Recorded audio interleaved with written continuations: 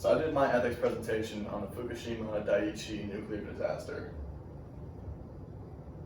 So some background information. On March 11, 2011, following a 9.0 scale earthquake, a tsunami disabled 3 of the nuclear reactors at the Fukushima Daiichi plant.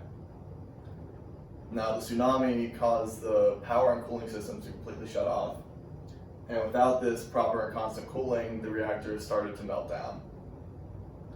So there's also speculation that the earthquake and the shock wave from the earthquake plus the tsunami also broke many of the pipes going to the reactors, which also contributed to the meltdown.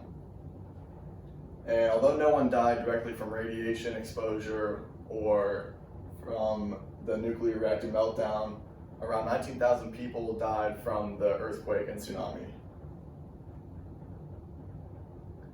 So some ethics that should have been considered.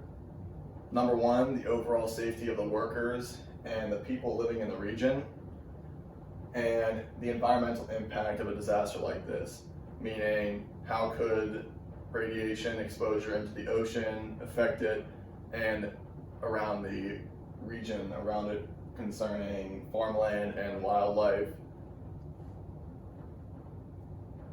So some ethics decisions. TEPCO, which is the Tokyo Electric and Power Company, they were negligent in their research to predict and prevent a meltdown like this from happening. So the headquarters for earthquake research promotion predicted in January 2011 that there was a 99% chance that a magnitude 7.5 earthquake would happen within the next 30 years. And this prediction was made 2 months before the nuclear reactor meltdown in Fukushima. So they also did not collect very much data on the historical earthquakes or tsunamis that hit the region before. They only did their research and calculations based on a 1960 earthquake that happened off the coast of Chile, which produced a 3.1 meter tsunami off the coast of Fukushima, and this became their standard. This is why they made their wall able to withstand a 3.1 meter tsunami, but nothing higher than that.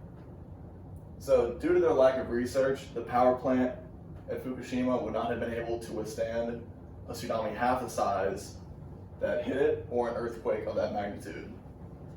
And in 2002, a whistleblower that works for TEPCO said that they deliberately falsified safety records, and in 2002, TEPCO also admitted to covering up data concerning cracks in the critical pipes. So some engineering decisions that could have prevented this accident from happening. They did not protect emergency power supplies, meaning generators and batteries. They could have moved them to a higher ground instead of having them on a lower. And they also could have put them in watertight bunkers to prevent the tsunami from getting to them. There was also really no backup way to dissipate the heat from the reactors.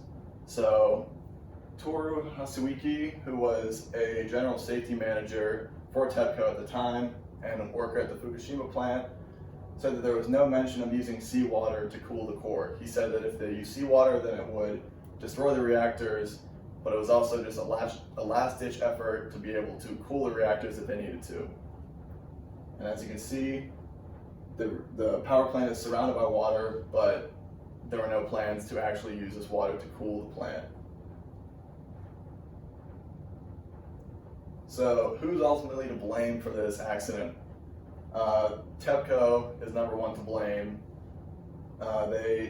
It was concluded that the Japanese government was not to blame for this Fukushima disaster, and this came from a decision from Judge Masuro Sakamoto, and they ordered TEPCO to compensate for the damages, and they paid around 376 million yen, which is about 4.5 million US dollars, but they originally wanted 2.8 billion yen, so they got a lot less money than they asked for.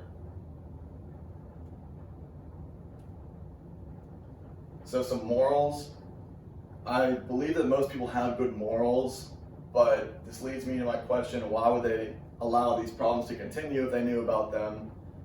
And my only suggestion for that is that they wanted to take shortcuts. It was easier to just sweep under the rug than it was to fix the problems. And although many of the workers knew about these problems, the higher-ups had the ultimate say, and they said that to just cover up the problems and which would not prevent it from happening. That's my sources. If you have any questions, I'll be on the discussion board after class. But other than that, thank you for watching.